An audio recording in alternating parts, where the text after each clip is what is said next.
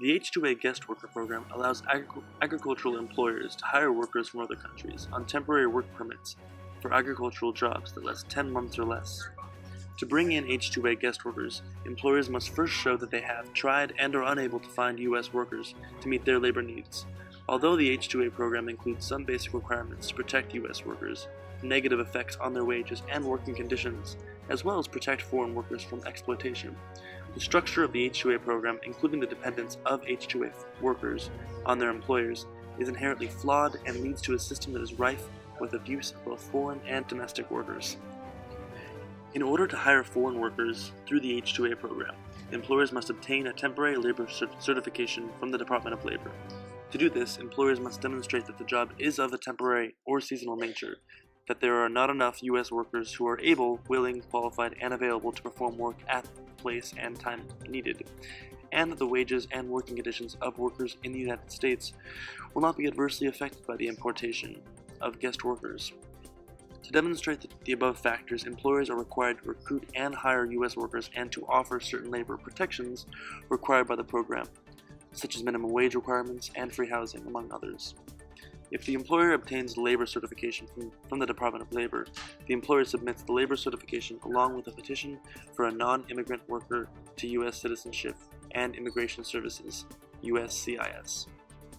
Once USCIS has approved the employer's petition for non-immigrant workers, the prospective workers outside the United States can apply for an H-2A visa with the U.S. Department of State at a U.S. embassy or consulate abroad and to the U.S.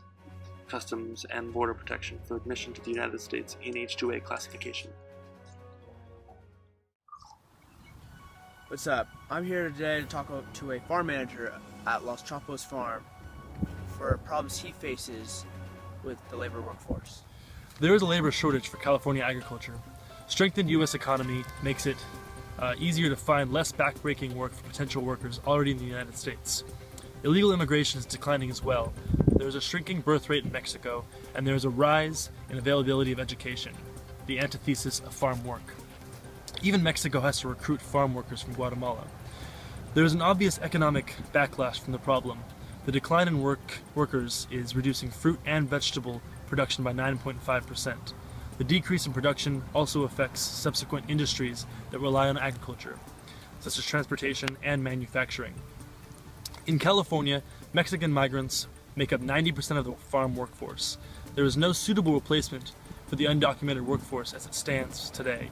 Employers are increasing wages and benefits in an attempt to counteract the problem. The federal H-2A visa helped the labor shortages somewhat, but growers say it is inefficient and inadequate. So, explain to me what happened to this field. Yes, this is a good example of what happens, when we have a labor shortage. We have land that's just unused because of the amount of labor that we actually have. Oh, wow. An internet-based system called E-Verify, operated by the U.S. Department of Homeland Security in partnership with the Social Security Administration, is being used more widely to confirm the employment eligibility of U.S. workers. E-Verify enables employers to determine the eligibility of their employers to work in the United States using the information reported by employees on their Form I-9, Employment Eligibility Verification. Over the past decade, the number of cases in which E-Verify was used has increased dramatically, reaching 17.4 million in fiscal year 2011. However, even with this increase, you can see in this next graph that the number of hired farm and service workers is still dramatically higher than the positions certified.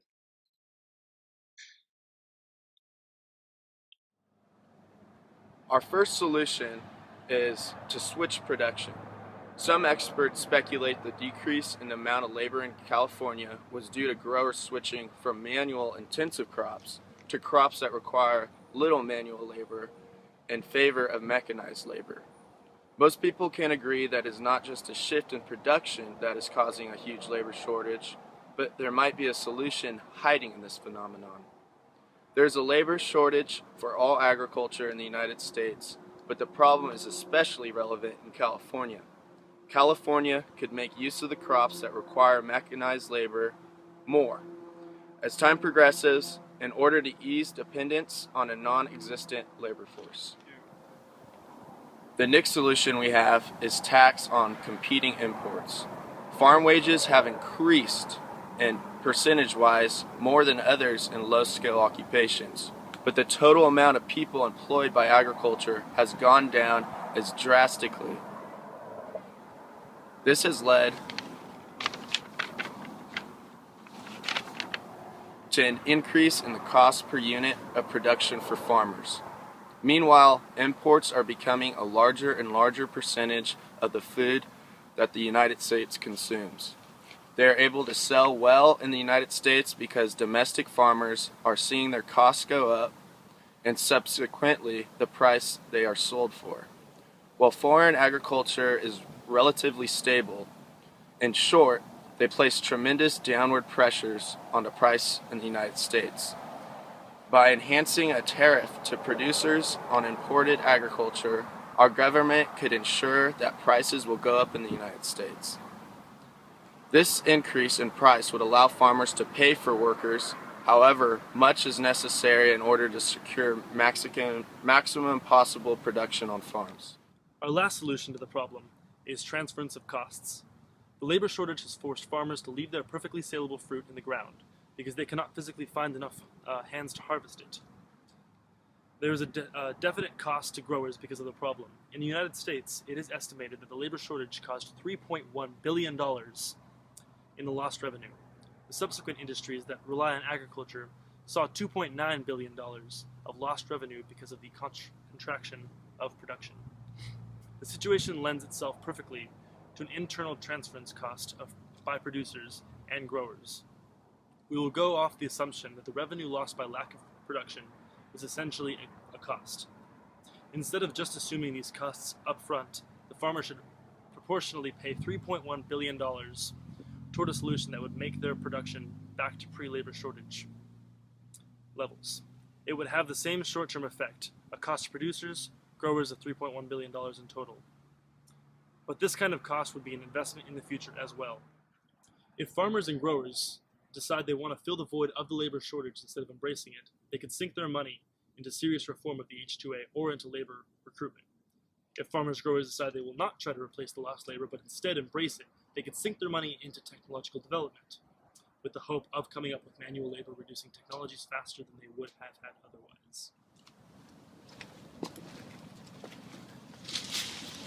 So what do you think is the possible solution to this problem? That's a good question. There's no one solution to the labor shortage, I believe. Any of these potential solutions would not most likely solve the crisis currently facing in the industry. To actually solve this crisis, it will take cooperation of many, if not all, leaders and industry professionals. Our group believes that a gradual shift from labor-intensive crops and a reform of the H-2A programs and a tax on imports could all collectively make a dent in this issue.